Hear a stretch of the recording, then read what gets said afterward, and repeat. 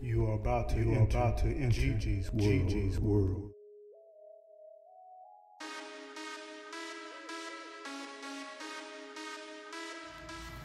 I'm feeling like I'd really be cheating myself if I leave this.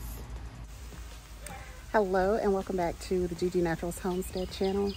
On today's video, I will be cutting some dill, but most importantly, I will be showing you an update on this Dollar Tree dill. Remember the Dollar Tree dill, guys, that I got? Yeah, I'm gonna show you the update on this Dollar Tree dill and really just have a little celebration of where this dill has come from. So stay with me and let's go over to my dill.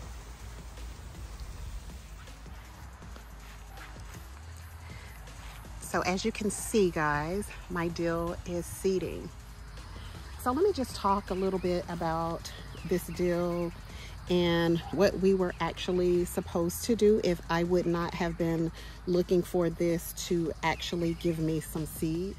You see the light bright green pieces versus the dark, green blue type of pieces.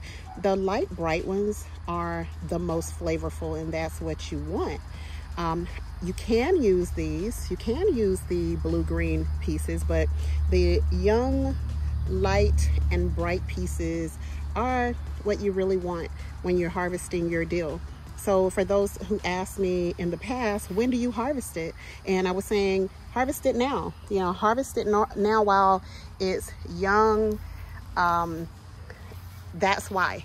So we still do have some younger pieces on here, something that just started at the bottom. See how nice and young and green that is? That's what we want. We want to get that, and then we can use that in our cooking and our dishes. And we do, in this household, we use dill a lot on a very, very regular basis. And so feel free to take those pieces and dry them, or either pop them in the freezer in like a mason jar and enjoy yourself some dill. You all know that I'm not going to waste these blue green pieces, so they may not be quite as flavorful as the younger pieces. However, they are getting used anyway.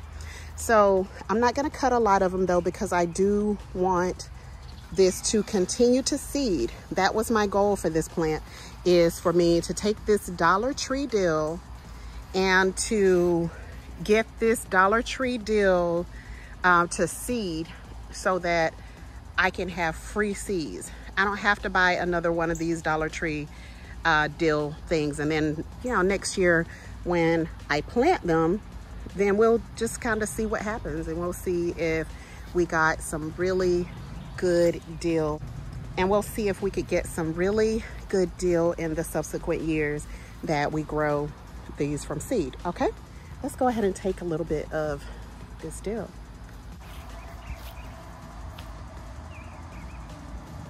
So I'm going to go ahead and take this. This one looks so nice and full and pretty. I'm just taking that whole piece, and I'm going to take some more from the bottom. And see the way they are just nice and bright and green and fresh. That's what you want when you're harvesting your dill. So get those new shoots that are coming out of there. And what you want to do is, at the center of your plant, wherever you find the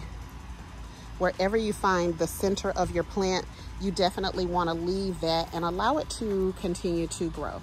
But all the rest is up for grabs. So I'll just get a few more pieces, and then I'm just going to leave this baby alone.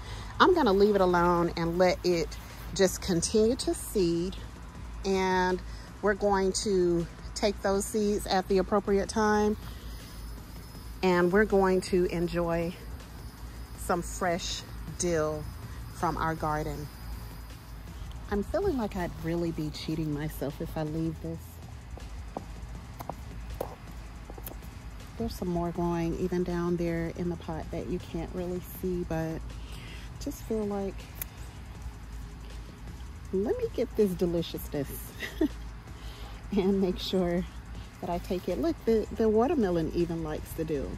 He's holding on for dear life. Go find another friend, watermelon. This is mine. This is my friend today.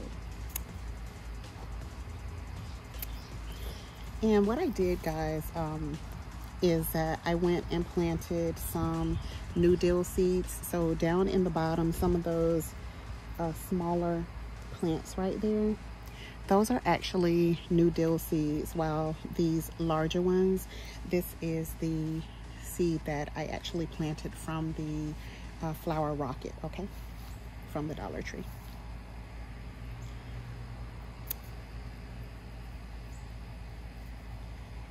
I'm gonna leave the top alone, but this bottom, you are mine, baby. You are mine. You're all mine. It smells nice. It's not overly fragrant. Like when you're close to it, you can smell it, but you know, you don't smell it like all across the yard like some things, but it definitely has a nice smell to it.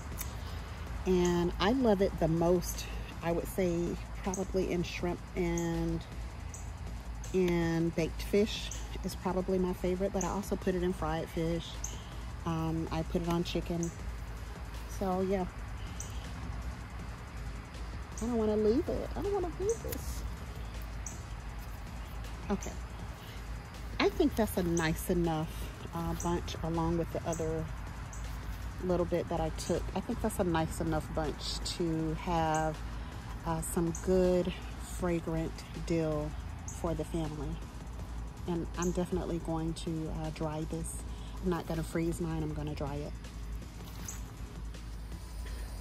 So let's talk a little bit about lessons learned while I was growing this dill. First off, this dill was planted at a time where it probably should not have been planted. So make sure that you are reading your packet and make sure that you know exactly when your dill is supposed to be planted in your area. It clearly needs warmer temperatures and not that cold, the cold temperatures that I was trying to get it to be its best self. It was not going to be its best self in the cold. So you definitely want to make sure that you are giving your dill the optimal conditions that it needs to grow. And remember, when you grow it, you know it. So grow yourself some dill so that you will know what you're getting. You'll know that you're getting some wonderful, fresh ingredients to use in your everyday meals. And so I will see you guys on the next video. Take care and grow some dill.